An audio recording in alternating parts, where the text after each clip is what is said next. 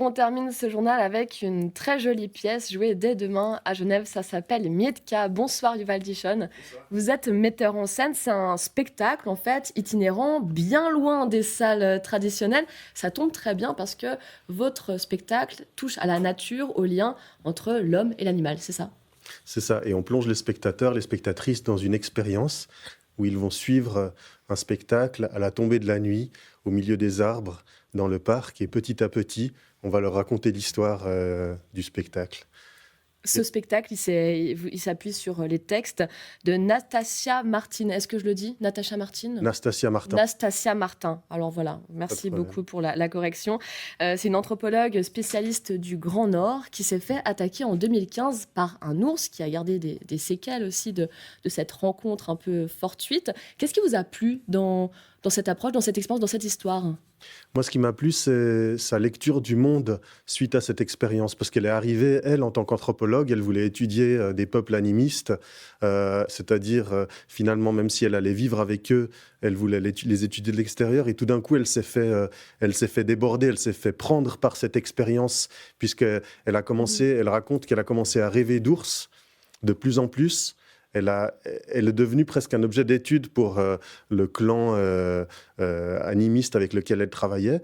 Et tout d'un coup, quand elle a voulu s'enfuir, quitter cette zone où elle se faisait déborder par son sujet d'étude, prendre, eh ben, elle est tombée nez à nez avec cet ours. Et à partir de cet événement, à partir de cette rencontre, elle dit que c'est une rencontre, pas un accident, par exemple. À Mhm. partir de cet événement, elle nous parle de notre monde et de notre rapport aux vivants, de notre rapport aux autres êtres vivants.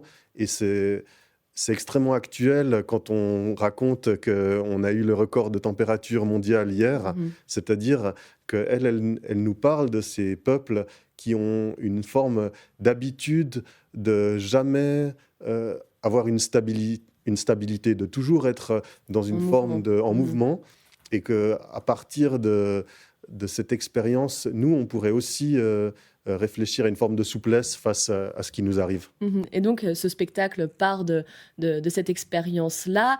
Le spectacle s'appelle Mietka, la rencontre des mondes, puisqu'il y a deux mondes, l'imaginaire et le réel. Il y a aussi plusieurs mondes, j'ai l'impression, divers milieux de l'art. On a du théâtre, on a de la marionnette, de la musique, du texte.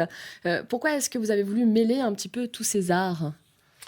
C'est un peu notre ADN, notre travail de la compagnie Zanco depuis Mhm. plus de 15 ans.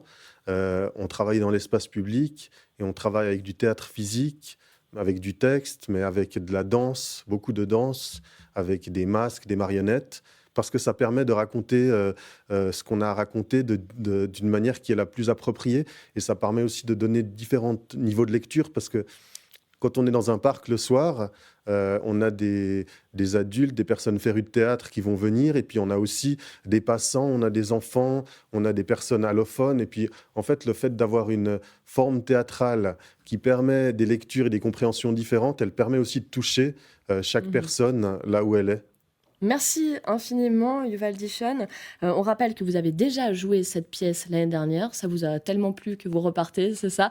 On peut découvrir donc demain et samedi au Parc des Franchises à 21 heures. Et puis, vous faites une petite tournée. Vous êtes de retour le 22 et 23 septembre à la Perle du Lac et le 6 octobre au Meg. Est-ce que c'est tout juste? Je Parfait. crois qu'on est bon. Merci infiniment Merci à à vous. vous et très bonne soirée.